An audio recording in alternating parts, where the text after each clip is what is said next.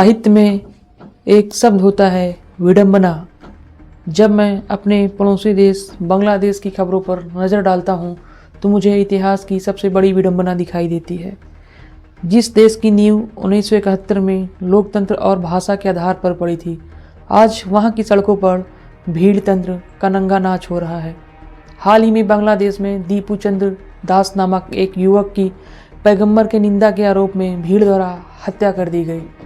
कानून के छात्र होने के नाते यह घटना मुझे केवल विचलित नहीं करती बल्कि यह सोचने पर मजबूर करती है कि क्या हम एक राज्य को देख रहे हैं या महज एक भीड़ को। थोड़ा पीछे चलते हैं 1971 में, जब उस समय पूर्वी पाकिस्तान यानी आज की बांग्लादेश में दमन हो रहा था, तब भारत ने केवल अपनी सेना नहीं भेजी थी, हमने अपना रक्त दिया था। क्यों? ताकि हमारे पड़ोस में एक ऐसा देश बने जो मजहबी उन्माद से मुक्त हो, जहां कानून का शासन हो। हजारों भारतीय सैनिकों ने शहादत दी ताकि बांग्लादेश की हवाओं में आज़ादी हो। लेकिन आज जब उसी देश में एक विशेष समुदाय के व्यक्ति को भीड़ घेर कर मार देती है और पुलिस बेबस खड़ी रहती है, तो लगता है कि 1971 के मुक्ति संग्राम के मूल्यों की हत्या हो गई है। अब जरा इसे एक कानून के छात्र की नज़र से देखिए। किसी भी सभ्य समाज की पहचान क्या होती है?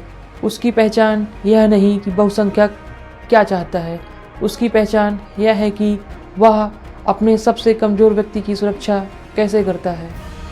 भारत का संविधान देखिए, हमारा अनुच्छेद 21 साफ शब्दों में कहता है, किसी भी व्यक्ति को उसके प्राण या दैहिक स्वतंत्रता से विधि द्वारा स्थापित प्रक्रिया के अनुसार ही वंचित किया जाएगा, अन्यथा नहीं।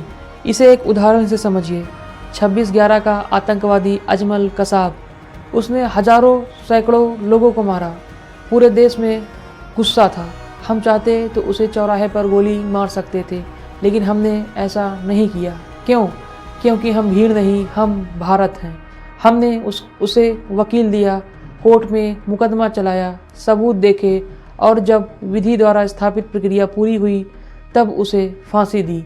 जब भीड़ मारती है तो वह हत्या है, लेकिन जब कानून अपनी प्रक्रिया पूरी करके सज़ा देता है तो वह न्याय है। बांग्लादेश में इसी प्रक्रिया का कत्ल हुआ है। लेकिन बांग्लादेश में जो हुआ वह रूल ऑफ लॉ का पूरी तरीके से ढह जाना है। जब राज्य हिंसा पर अपना एकाधिकार खो देता है तो वह राज्य नहीं रहता, वह अराजकता का क्षेत्र बन जाता है।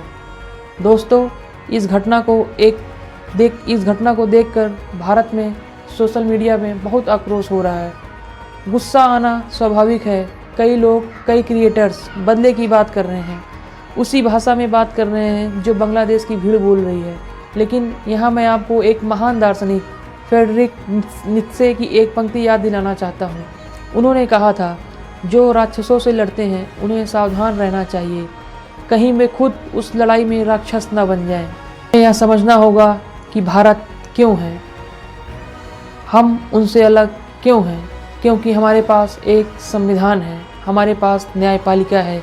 अगर हम भावनाओं में बहकर कानून को हाथ में लेकर भीड़ बनकर फैसला करने लगेंगे तो हम उस सभ्यता की ऊंचाई से नीचे गिर जाएंगे जिस पर हमें गर्व है। अपने पड़ोस के घर में लगी आग को देखकर अपने घर में पेट्रोल नहीं छिड़का जाता, बल्कि अपने घर की दीवारों को गीला करके सुरक्षित किया जाता है। एक जिम्मेदार नागरिक होने के नाते हमारी ताकत हमारा शोर नहीं, हमारा संयम है। भारत सरकार कूटनीतिक स्तर पर इस मुद्दे को उठा रही है और उठाएगी भी, लेकिन समाज के स्तर पर हमें और आपको लकीर बड़ी करनी है, ताकि दूसरों की मिटानी नहीं है। अंत में मैं अपनी बात को एक सवाल के साथ ख़त्म करना चाहूँगा। क्या किसी भी धर्म, किसी भी देश या किसी भी परिस्थिति में भीड़ को यह अधिकार दिया जा सकता है कि वह जज, जूरी और जल्लाद बन जाए? अगर हम इसका समर्थन करते हैं तो क्या हम वाकई में एक सभ्य समाज कहलाने लायक हैं? विचार कीजिएगा। जय हिंद, वंदे मातरम।